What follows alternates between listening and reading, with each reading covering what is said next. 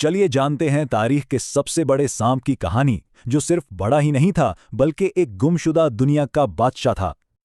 ये कहानी शुरू होती है एक कोयले की कान से, जो कभी 6 करोड़ साल पुराना एक घना जंगल हुआ करता था। पहले तो किसी को समझ नहीं आया। कोई बोला मगरमच्छ है तो किसी ने कहा शायद कोई बहुत बड़ा कछुआ है। लेकिन जब इसका मुवाजना आज के एनाकोंडा से हुआ तो एक हैरानकुन हकीकत सामने आई। ये कोई मामूली सांप नहीं था, ये था टाइटैनोबोआ।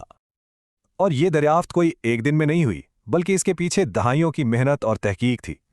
अंदाजों के मुताबिक ये 50 फुट तक लंबा हो सकता था, यानी एक बस से भी ज्यादा। और इसका वजन था 1.2 टन, तकरीबन एक गाड़ी जितना।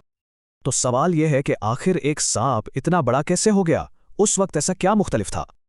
उसका जवाब उसकी बायोलॉजी में है। सांप एक्टोथर्मिक यानी सर्द खून वाले होते हैं। तो फॉर्मूला क्या बना? गर्म दुनिया, तेज मेटाबॉलिज्म और नतीजा जबरदस्त नश्वनुमा।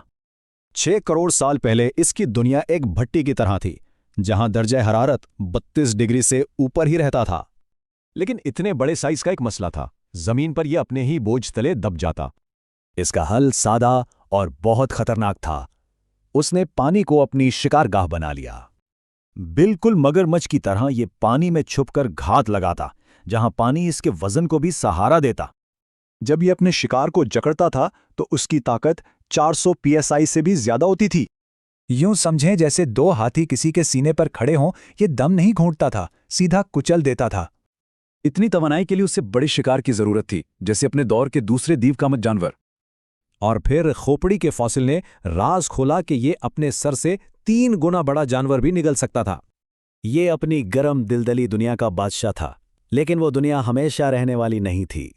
जैसे जैसे सैयारा ठंडा हुआ, टाइटैनोबोआ का तेज मेटाबॉलिज्म सुस्त पड़ गया और उसकी ताकत छिन गई। जिस माहौल ने इसे जन्म दिया था, उसी माहौल की तब्दीली ने उसे खत्म कर दिया। दलदल का बादशाह तो गायब हो गया, लेकिन एक ऐसी निशानी छोड़ गया जो बताती है कि दुनियाएं कितनी तेजी से बदल सकती हैं।